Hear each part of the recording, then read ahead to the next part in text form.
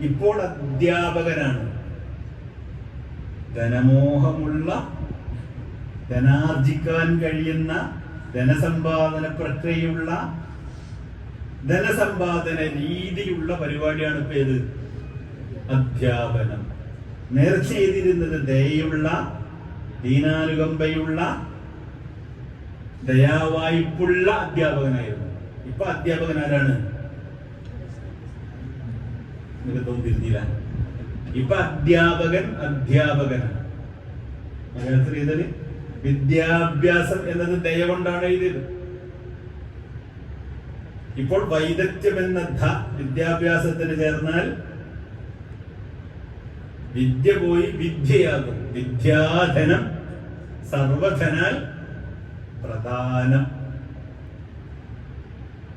ശരിയല്ലേ? വിദ്യാധനം എല്ലാ ഹിരണ്യമേവാർജയ നിഷ്ഫലാകല എന്ന് പറയുന്നു. അതിനത്ര പൈസ തന്നെ ഉണ്ടാക്കിക്കോ. ഒരു കലയും ഒരു വിദ്യയും പഠിച്ചിട്ട് കാര്യമില്ല. അതിനത്ര ഏതുണ്ടാക്കലാണ്? പൈസ ഉണ്ടാക്കലാണ് ഏറ്റവുമല്ല വിദ്യയും. ഇങ്ങനെ ധനമാർജിക്കുന്ന പ്രക്രിയയിലേക്ക് കാര്യങ്ങൾ പോയപ്പോൾ മർമ്മം പോയി. അഥവാ വഹിയുമായുള്ള ടച്ച് ചെയ്തിന് വിട്ടു, ഇൽമിന് വിട്ടു. അപ്പോൾ വിദ്യ ധനമാർജിക്കാൻ അഭ്യസിക്കുന്ന ഒന്നായി തീർന്നു. അപ്പോൾ ഇത് ഇരുട്ട് പരത്തുന്ന ക്യാമ്പസായി. ഇപ്പോൾ പരസ്പരം ശാസ്ത്രമത്തോടെയാണ് ഗുരുവും ശിഷ്യനും. നേരത്തെ ഗുരു വെളിച്ചം പകരുകയാണ് ശിഷ്യന്, ഗുരുവിൽ നിന്ന് വെളിച്ചം കിട്ടുകയാണ് അവർക്ക് ശിഷ്യന്. ഇപ്പോൾ ഇരുട്ട് പരക്കുകയാണ് ക്യാമ്പസുകളിൽ.